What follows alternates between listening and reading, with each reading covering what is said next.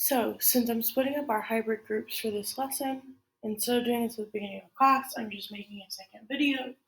The idea would be that you would watch the other one as your homework previous to the lesson, and you would watch this really short 5-minute one at the beginning of class. And I'll remind you to do that when we start. So I have not gone over the backside of the notes where it says pick an efficient method and use it to solve this system. This first one, I'm kind of giving you a big hint by putting a graph on there. You're going to graph it because both of your equations are in y equals mx plus b form. So for this first one, we're going to start at -3. That's our y-intercept. And our slope is 2 over 2, or 2 over 1.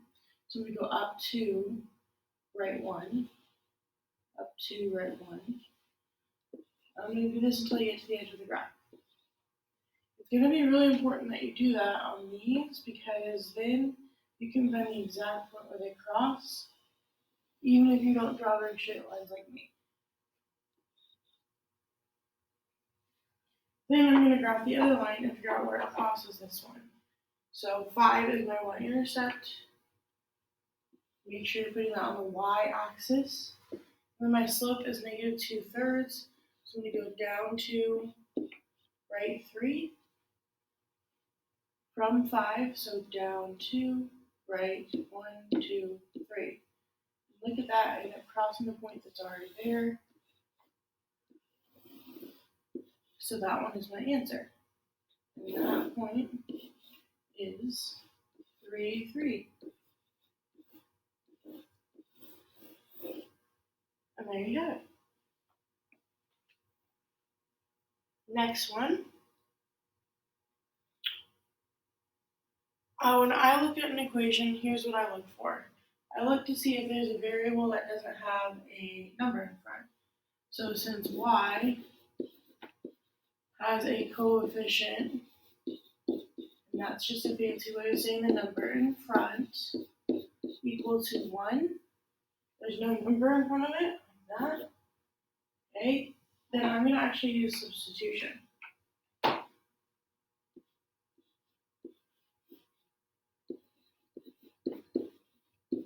And I am not a fan of substitution. It's not my favorite. If I got to just pick whatever one I wanted to do, obviously graphing would be first because all you have to do is put them on a graph. But I would pick elimination over substitution just because I like it better. That's just a personal preference. So I want to get this y by itself, so what I'm going to do is subtract the 2x to the other side. So now I have y equals 4 minus 2x.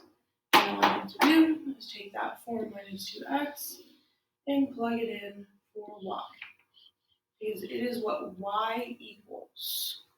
Making my new equation 6x plus 3, and then instead of y, 4 minus 2x.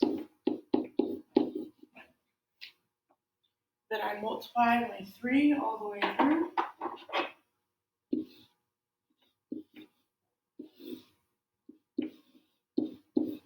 And the other 6x out front, and it equals 12 at the end. Then something kind of funky happens in this one. When I go to combine my like terms, 6x minus 6x is 0. So really I just have 12 equals 12, which is true, and I have no variables left. So what I have found here is an infinitely many solutions problem.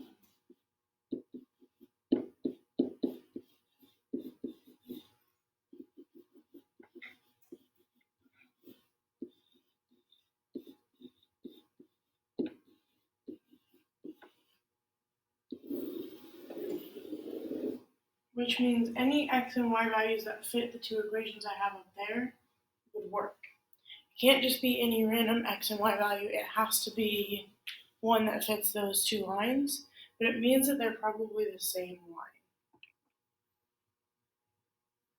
Alright, I am actually going to skip the third one. I put it in my notes, but this is the same as number 2 on the front. So I'm not going to go through it again. However, I am going to say that since there is no variable with a coefficient of 1, I would use elimination for this one.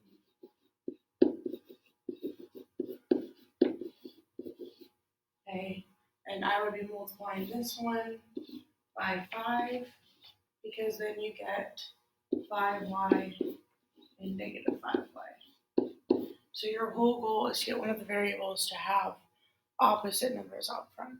And I already explained that one in the first video, so if you need to go back for that one, go back for that one. And then here's our last one. And this one's a little bit tricky because there's no variable with 1 in front. So I'm going to pick elimination.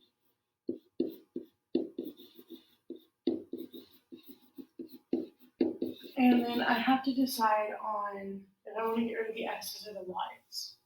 And I'm going to have to multiply both equations. I'm going to focus on the y's. So I'm going to try to get the y's to be, and I need a number that both 2 and 3 go into, which is 6. So 6y and negative 6y.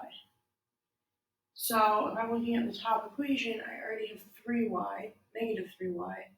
So to get that to be negative 6y, I need to multiply by 2. Then on the bottom, I already have 2y, so I need to multiply by 3. Because 2 times 3 would be 6.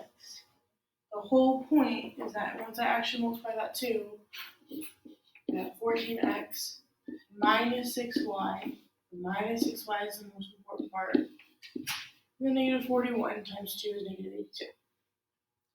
Then, on the bottom, I have 9x plus 6y equals 36. So the whole point is that when I add my y's together here in the middle, they cross out. That's elimination because I have eliminated that variable by getting them to have the same number out front, but opposite signs. Then I have to add together everything else too. 14 plus 9 is 23. X equals negative 82 plus 36 is negative 46.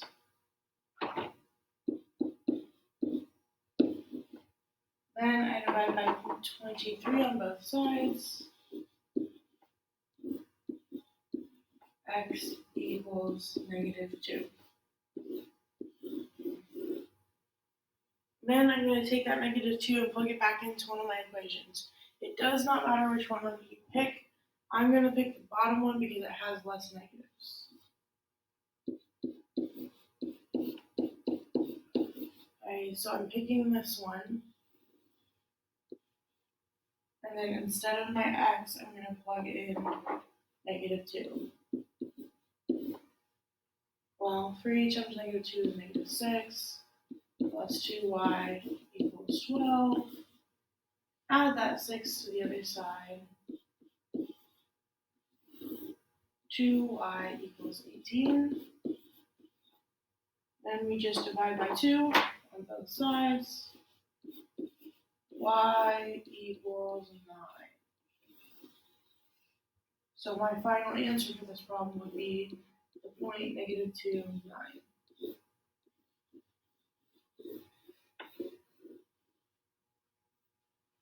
And there are multiple ways you can solve each system. You just have to pick one that works and makes sense for you.